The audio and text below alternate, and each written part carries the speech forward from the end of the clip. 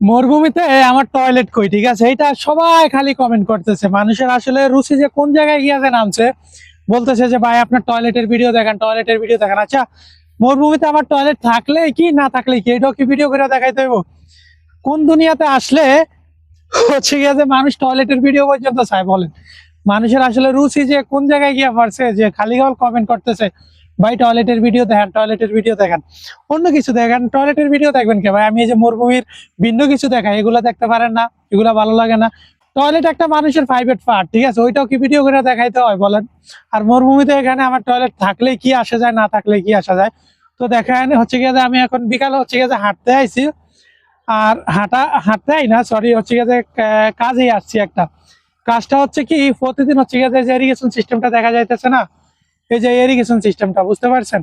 এটা একদম এখান থেকে একদম এখান পর্যন্ত সম্পূর্ণ কিছু দেখতে হয়। কারণ এই যে এটার যে বাঁকাক গুলো আছে, এগুলা কারবিতে বাঁকাক বলে, পানির কোনো জায়গায় বন্ধ হয়ে যায় কিনা এগুলা দেখতে হয়, বুঝছেন? আর এই দেখেন, এই আমার হচ্ছে গিয়ে যে ঘাস, এটা সম্পূর্ণই ঘাস। এটা কি গাছ কেউ বলতে পারবেন এটা?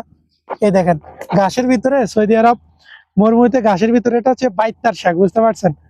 সৌদি আরবের মরুভূমিতে বাইত্তার শাক পাওয়া যায়, ঠিক আছে, ঘাসের ভিতরে হয়, অনেকগুলো হয়, অনেকবার খাইছিও। আপনারা কি কেউ দেখছেন সৌদি আরব মরুভূমিতে বাইত্তার শাক? দেখেন, এই যে দেখেন, বিচি গুলা দেখলেই বুঝতে পারবেন যে বাইত্তার শাক নাকি অন্য কিছু। এই দেখেন, এগুলোতে বিচি আইসা পারছে, যদিও ফোকাস করতেছে না ঠিক মতো ক্যামেরা।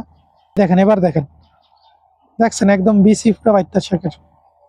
এই যে গাছগুলা, এগুলো আমরা কতদিন পর পর কাটি, ঠিক আছে, আর এই গাছগুলো দিয়ে কি করে সবাই বলতেছেন?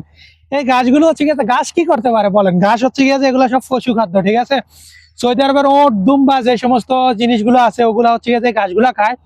আর এই গাছগুলা দূরত্ব বড় হয়ে যায়, এই গাছ 20 থেকে 30 দিনের ভিতরে হচ্ছে গিয়ে কাটার উপযুক্ত হয়ে যায়। প্রতি মাসে মাসে হচ্ছে গিয়ে যে কাটি।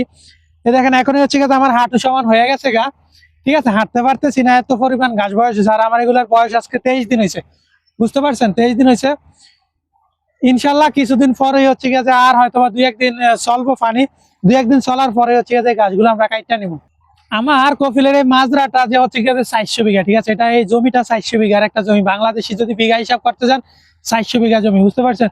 তো এটা কেউ বিশ্বাস করতে আছে না, 400 বিঘা জমি। যে আমি প্রতিটা ভিডিওতে বলি যে আমার কফিলের এই মাজরাটা হচ্ছে 400 বিঘা জমি, তো এখানে মানুষে বিশ্বাসই করতেছে না। আসলে ভাই, সৌদি আরবের জায়গার অভাব না। আপনি যদি 800 বিঘা জমি নিতে চান না, তাহলে আপনি 800 বিঘার মাজরা দিতে পারবেন, কোনো সমস্যা নাই, ঠিক আছে, যদি আপনার ওই জায়গায় মাজরাতে পানি থাকে, ঠিক আছে। আর পানিটা হচ্ছে যে সম্পূর্ণ বোরিং থেকে উঠে, হাজার হাজার লিটার পানি উঠে প্রতিদিন, বুঝতে পারছেন?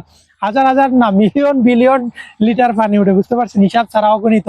মাজরাটা হচ্ছে যে এরকম গোল, ঠিক আছে, মাজরার এই মাথা থেকে একদম লাস্ট মাথা পর্যন্ত 1 কিলোমিটার, বুঝতে পারছেন? এত লম্বা একটা মাজরা। বাংলাদেশে এত বড় জমি আছে কারণ? এই মাজরার এই মাথার থেকে এই মাথা 1 কিলোমিটার, বুঝতে পারছেন? 1000 মিটার এই মাথা থেকে একদম এই মাথা।